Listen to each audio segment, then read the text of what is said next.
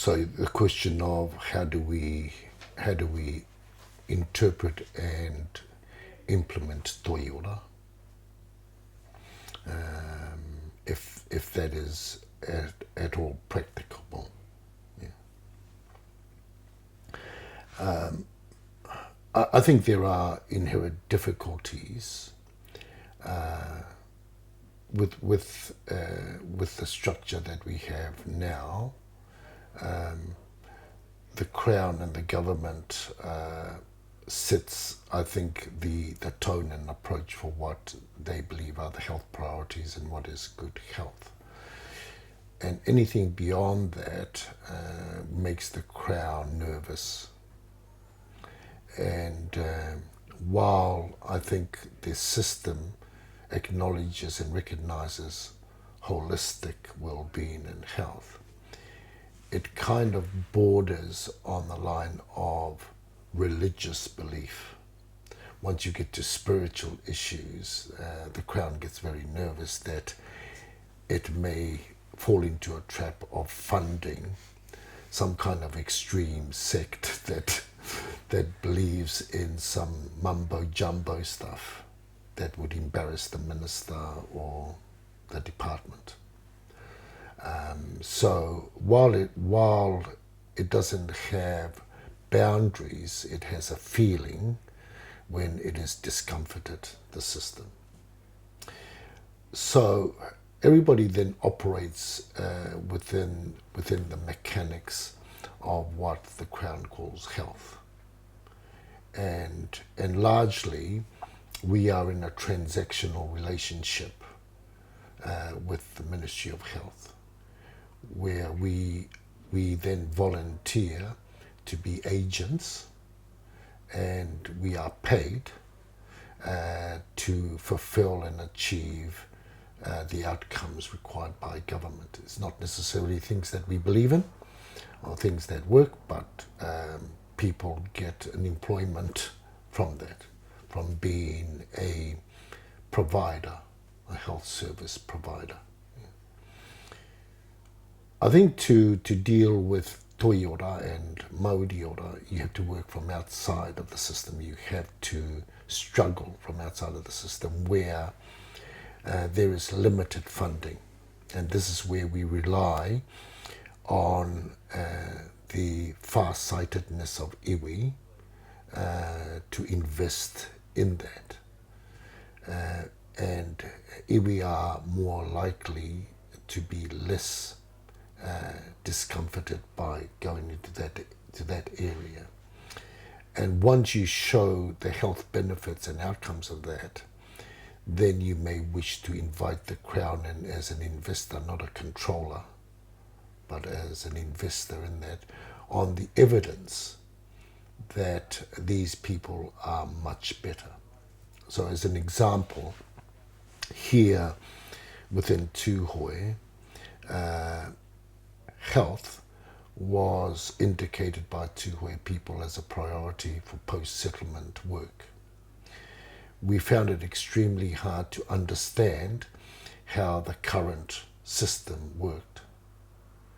And it really corralled us into a channel where we were being asked just to be an agent, and we declined. So we used iwi money to set up our medical centres. We did not call them hauora centres because we thought we were too far a distance away from that. We called them medical centres because the idea was we were catching up on something like 70 to 80 years of neglect, of health neglect. Things that the system could not deal with. So we called it what it was, medical centres. So we now employ 2 GPs and a staff of nurses, fully paid for by the iwi. We now have at Tāneatua 2,000 people that are enrolled on that service. Over 500 of them are people that have never ever seen a GP in their lives. Why? Well, because they were suspicious of them. 2, they couldn't afford them. And 3, they were not their own. So we now have a medical centre in Waimana Valley, one in Tāneatua.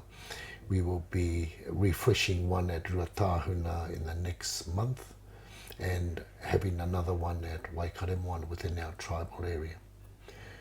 Our 3-year experience in starting from green fields to build our own understanding and reputation in medical centres has now interested the Crown, who now is open to the idea of being an investor in that. So we had to start from the outside in order to put the Crown in its rightful place, not as the leader, not as the controller, not as the puna of resolutions and ideas, because they have none. And this is the way we have to do it. So it's taken us 3 years to get to this position with them. We have a long way to go, and maybe one day we'll be able to say we are involved now in Toiora. But the distance between where we are now and where we want to be is at least 2 generations away.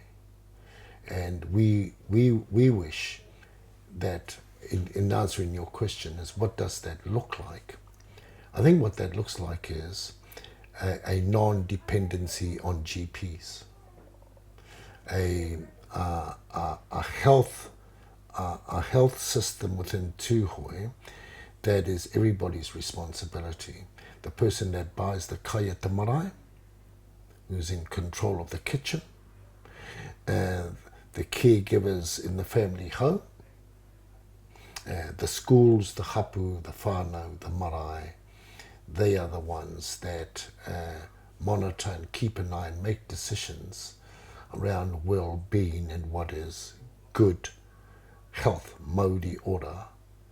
It should not be around medical centres and GPs, but that's where we have to start from in order to clear the backlog of dis-ease that is prevalent within Tūhoe.